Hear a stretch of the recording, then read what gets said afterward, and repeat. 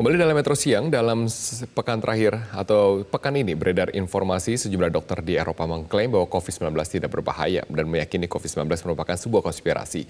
Selain itu ada juga informasi bahwa siapapun yang tidak menggunakan masker sesuai dengan standar SNI akan diberikan denda dan sanksi oleh pemerintah. Benarkah informasi ini? Akan langsung dipaparkan faktanya oleh Kevin Egan. Silakan Kevin. Terima kasih Robert. Pemirsa, hari ini kita mengumpulkan sejumlah informasi hoax yang telah beredar selama satu pekan. Kementerian Komunikasi dan Informatika telah menyatakan informasi berikut ini bersifat hoax dan diragukan faktanya. Nah, kita akan mengecek faktanya berikut ini. Kita akan cermati slide-slide berikut ini. Nah, ini di informasi yang pertama ada video yang berdurasi 9 menit yang kemudian beredar di sejumlah media sosial di mana kemudian sejumlah dokter atau ilmuwan yang berasal dari berbagai negara di Eropa ini mengklaim sejumlah hal berkaitan dengan COVID-19. Para dokter dan ilmuwan ini menamakan diri mereka sebagai World Doctor Alliance. Nah, apa saja klaim dari dokter ini? Nah, kita akan melihat apa saja klaimnya. Nah, mereka mengklaim COVID-19 ini tidak seberbahaya seperti yang diinformasikan. Lalu kemudian COVID-19 tidak lebih dari flu biasa. COVID-19 disebabkan oleh jaringan internet 5G. Dan kemudian mereka ini dalam videonya juga mengklaim tes PCR yang selama ini memiliki tes COVID-19 dengan akurasi tertinggi. Mereka klaim memiliki tingkat false positif setinggi 99%.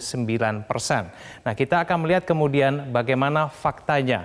Mereka mengklaim bahwa COVID-19 tidak berbahaya dan merupakan flu biasa. Tapi kalau kita cek faktanya, jumlah kematian yang diakibatkan oleh COVID-19 ini ternyata jauh lebih banyak dibandingkan dengan flu biasa dalam rentang 2 tahun. Kita lihat di dua negara ini, di Belanda kematian akibat COVID-19 ini berjumlah 6.800 sejak awal pandemi hingga bulan Oktober. Kematian akibat flu dan pneumonia di tahun 2018 hingga 2019 ini berjumlah 2.900. Di Amerika Serikat, kematian akibat COVID-19 ini hingga bulan Oktober tahun ini berjumlah 220.000 orang yang meninggal dunia, sedangkan kematian akibat flu musiman di 2 tahun yaitu di 2017 hingga 2018 sebesar 61.000. Nah, di fakta berikutnya, di slide selanjutnya, mereka juga mengklaim bahwa jaringan internet 5G bisa membuat orang terinfeksi COVID-19.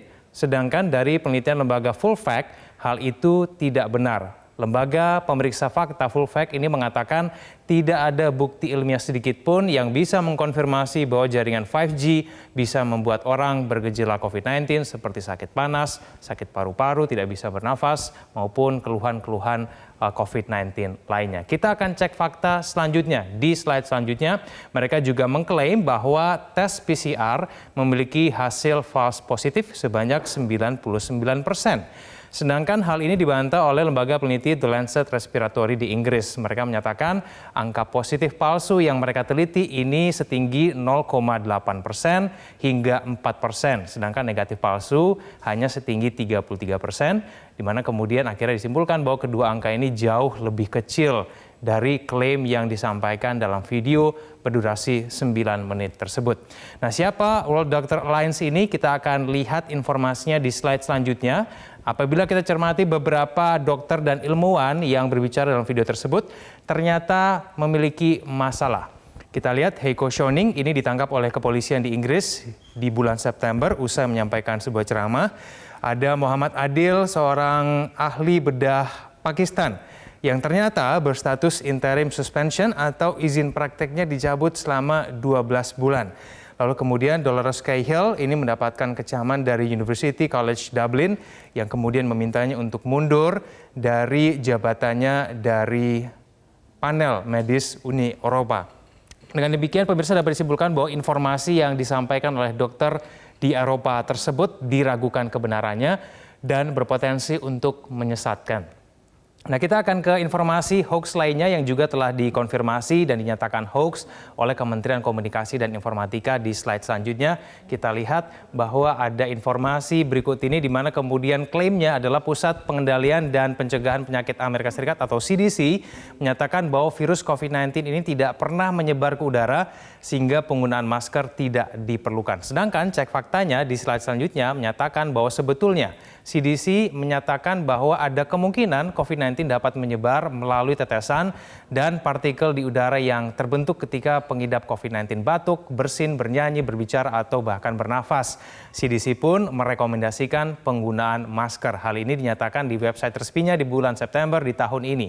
Kemudian WHO juga menyatakan bahwa salah satu cara penularan SARS-CoV-2 atau COVID-19 adalah transmisi udara atau aerosol, sehingga kemudian adalah wajib bagi warga di seluruh dunia untuk tetap menggunakan masker. Hal ini dinyatakan oleh WHO di bulan Juli di tahun 2020.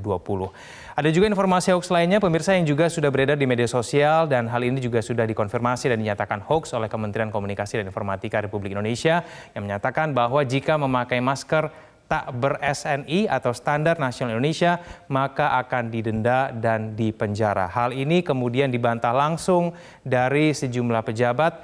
Kita lihat di slide selanjutnya, ini dari Kementerian Perindustrian.